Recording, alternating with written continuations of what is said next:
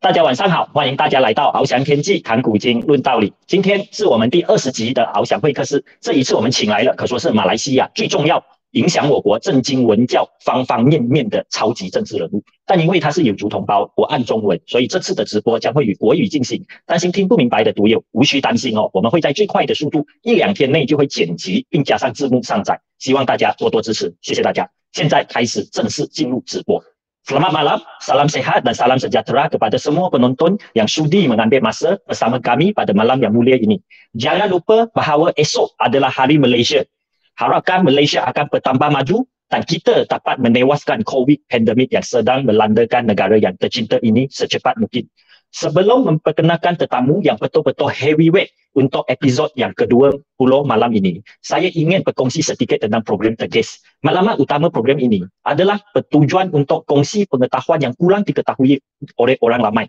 Melandaskan maklumat ini, saya telah membuat pengaturan khas untuk program ini, iaitu menjemput rakyat biasa yang mempunyai pengetahuan yang unik dan bukan merupakan ahli politik sebagai tetamu untuk episod bilangan ganja program ini. Di samping itu, saya juga telah menjemput ahli politik yang berpengaruh dan sering disalah faham oleh masyarakat dan juga mempunyai kontroversi di mana penjelasan kepada pelbagai isu adalah diperlukan untuk menjadi tetamu kehormat bagi episod bilangan yang genap.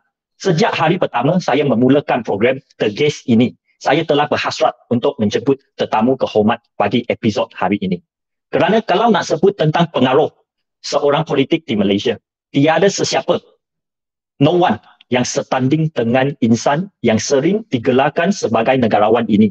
Tetapi tokoh ini juga mempunyai banyak kontroversi dan pelbagai skandal yang dikatakan melibatkan beliau. Dengan ini, bagi sesiapa yang suka terhadap tokoh ini, mereka akan memuji beliau sebagai satu-satunya tiada setanding wira negara Malaysia yang memodernkan dan membangunkan tanah air kita.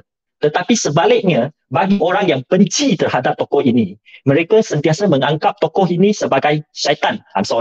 Syaitan yang terbesar di dalam sejarah, di mana beliau telah memusnahkan sistem demokrasi dan badan penghakiman negara kita.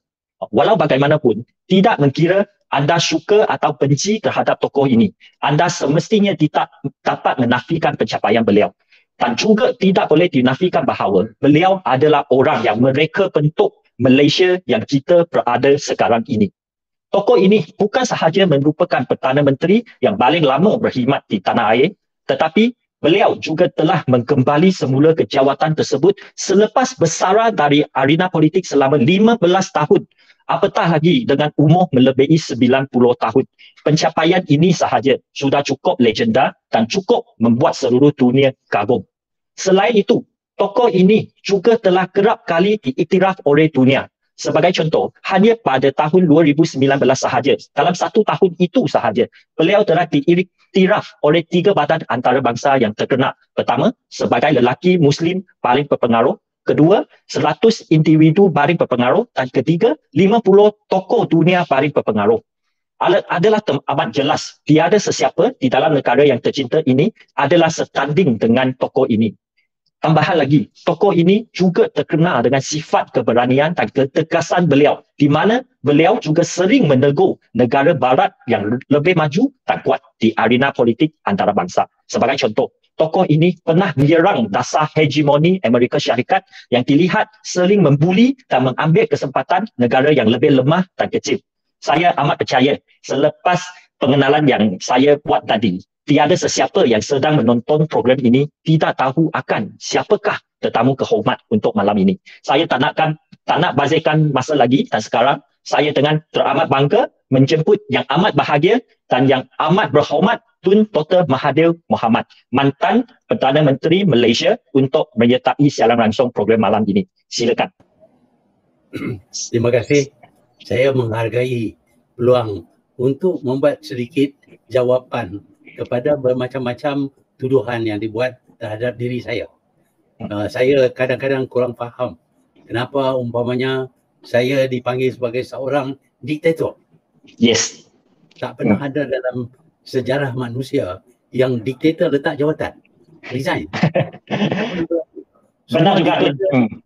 Dan nanti kita akan masuk soalan detektor nanti itu kita satu-satu. Kita akan mula dengan soalan tentang ideologi TUN, terutamanya seperti yang tergantung dalam buku ini.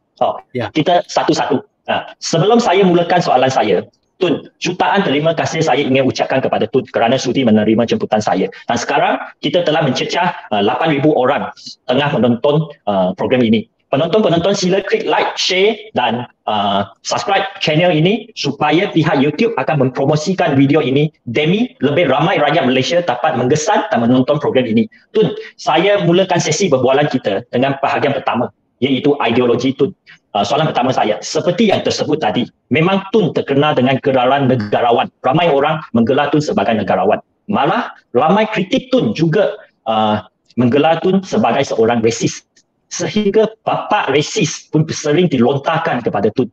Ini pada saya agak ironik kerana kedua-dua kaum Melayu dan bukan Melayu juga terdapat yang memegang kepada pandangan begitu. Ada orang Melayu kata Tun hanya memberikan projek-projek besar kepada orang Cina. Kepada orang Cina pula, mereka kata Tun hanya menolong dan menjaga hak Melayu. Apakah respon Tun terhadap kritik dan lontaran seperti ini? Terima kasih. Yang pertamanya, saya tak ada pilih kasih. Kepada yang Melayu pun saya bagi peluang, kepada Cina pun saya bagi peluang. Saya bagi peluang kepada orang yang boleh buat kerja. Kalau kita ada satu projek yang bernilai 100 million, kita bagi kepada seorang yang penarik becak, takkan dia boleh buat. Kita kena pilih orang yang sudah ada rekod. Dan yang ada rekod ni tak banyak. Di kalangan orang Cina pun saya kenal mereka. Mereka sudah berjaya dan saya pilih, tapi itu pun mereka perlu tender. Kalau tawaran mereka tak baik, mereka tak dapat juga. Tapi mereka cekap sebab itu tawaran mereka antara yang terbaik. Di kalangan orang Melayu pun macam itu juga. Tak ramai orang. Orang Melayu lagi kurang. Jadi bila nak bagi satu peluang, kita nak bagi kepada siapa? Orang yang sikit ini sajalah. Dan nampak seolah-olah saya pilih kasih. Tetapi saya bagi kepada yang lain pun. Malangnya, kalau orang itu berjaya, maka orang itu dikatakan saya punya kroni. Kalau dia fail, orang tak tahu. Orang tak tahu dia fail. Tapi yang fail, yang tidak berjaya ni cukup ramai. Di kalangan orang Cina pun macam itu juga. Kita bagi kadang-kadang kepada orang Melayu. Tetapi dia tak mampu nak buat. Dia sendiri menjual projek itu kepada orang Cina. Jadi itulah sebabnya orang Cina yang cekap dan punya modal yang cukup dapat peluang yang banyak. Dan di waktu saya jadi Perdana Menteri, walaupun saya ni dikatakan cuma tolong orang Melayu saja, tapi masa itulah Kuala Lumpur bertukar wajah. Daripada sebuah bandar kecil sudah jadi satu bandar penuh dengan pencakar langit. Siapa yang memiliki pencakar langit ini? Kebanyakannya orang Cina lah. Jadi mereka berjaya sewaktu saya jadi Perdana Menteri. Adalah orang Melayu pun yang berjaya, tetapi mereka ini adalah orang yang berkebolehan. Faham Tun. Tun, ramai yang menggelar Tun sebagai resis. Kebanyakan mereka setelah membaca buku ini. Di dalam karya terawal Tun ini, Dilema Melayu, karya ini dianggap sebagai asas untuk memahami pemikiran Tun. Saya pernah baca 2 kali sampai habis buku ini. Pada pandangan saya tak tahu Tun setuju dengan saya tidak, tapi pada pandangan saya, situasi masa lampau yang menjadi asas kepada buku ini, iaitu orang Melayu adalah susah untuk mendapat pendidikan. Orang Melayu tidak dapat masuk ke bidang profesional, tidak dapat masuk ke penjawat awam. Situasi ini adalah ternyata telah banyak berubah. Jadi, adakah perubahan ini yang cukup nyata telah menukarkan pendapat Tun yang tergantung dalam buku ini? Adakah Tun kini masih berpendapat bahawa orang Melayu di Malaysia masih berada di kedudukan yang kurang memuaskan dan disadvantage, maka bantuan kerajaan mesti dibuat kepada mereka? Kalau kita ikut sejarah, di mana-mana saja, kalau perpisahan antara miskin dengan kaya itu terlalu luas, yang miskin terlalu miskin, yang kaya terlalu kaya, maka akan berlakulah rusuhan antara puak-puak ini. Ini berlaku sehingga kerajaan dijatuhkan. Umpamanya Tsar Russia telah dibunuh. Walaupun pada masa itu dia kuat, tapi kerana perbezaan antara elitis yang kaya dengan pekerja miskin terlalu jauh.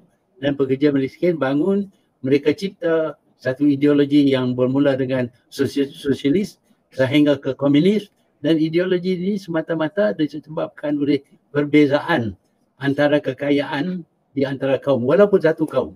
Tapi kalau ada berlainan kaum yang berlainan, kita dapati yang kaya satu kaum, yang miskin satu kaum, maka konflik akan berlaku. Lebih teruk lagi. Sebab itu usaha mesti dibuat untuk kurangkan jarak antara miskin dan kaya. Ini bukanlah mudah. Sebab itu dalam dasar ekonomi baru, kita cuba tolong orang Melayu catch up dengan orang Cina. Tak begitu berjaya lah, tapi ada yang berjaya pun. Yang berjaya ialah mereka yang diberi beasiswa untuk belajar seluruh dunia. Mereka berjaya. Tetapi dalam bidang perniagaan, oleh kerana budaya Melayu ni tidak sesuai dengan perniagaan, maka mereka masih ketinggalan di belakang. Whereas asalnya, pada masa saya budak-budak lagi, orang Cina, orang Melayu semuanya miskin. Orang Cina yang datang ke negara Cina miskin.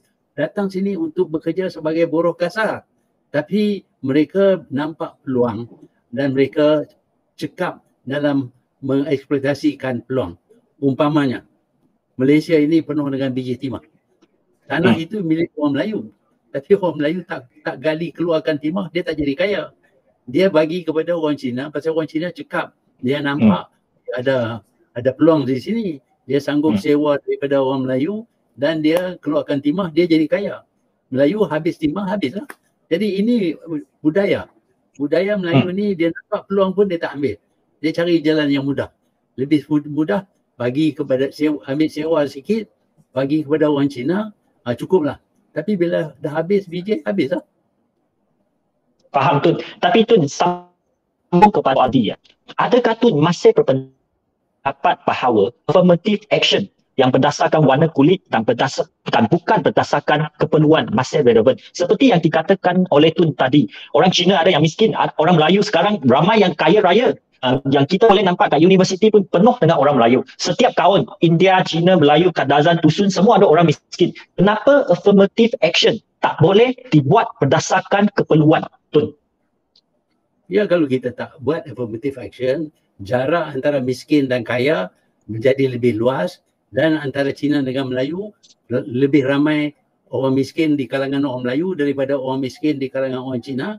Ini akan mencetuskan perasaan iri hati dan taruh dendam. Nak dapat balik, mereka akan rusuh dan negara tidak akan stabil lagi. Sebab itu kita perlu kurangkan jarak itu. Di mana-mana pun di antara miskin dan kaya, mereka mesti kurangkan. Di Amerika, di Eropah, semuanya mereka memilih sistem sosialis kerana nak kurang jarak antara miskin dan kaya.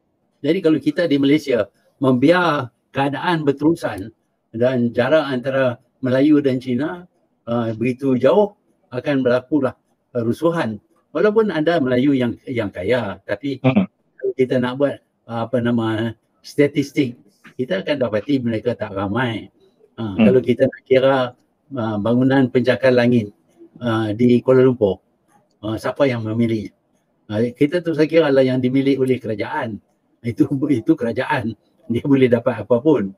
Tapi yang dimiliki oleh orang Melayu yang milik, saya ingat ada 2-3 building, yang lain semua pasal orang Cina buat bangunan pencakar langit kerana mereka mempunyai bisnes. Ini tempat bisnes mereka. Orang Melayu tak buat bisnes tu, jadi mereka tak perlu kepada pencakar langit. Sebab itu kalau ditawar harga yang mahal untuk tanah mereka, mereka jual lah. Faham Tun. Tadi Tun pun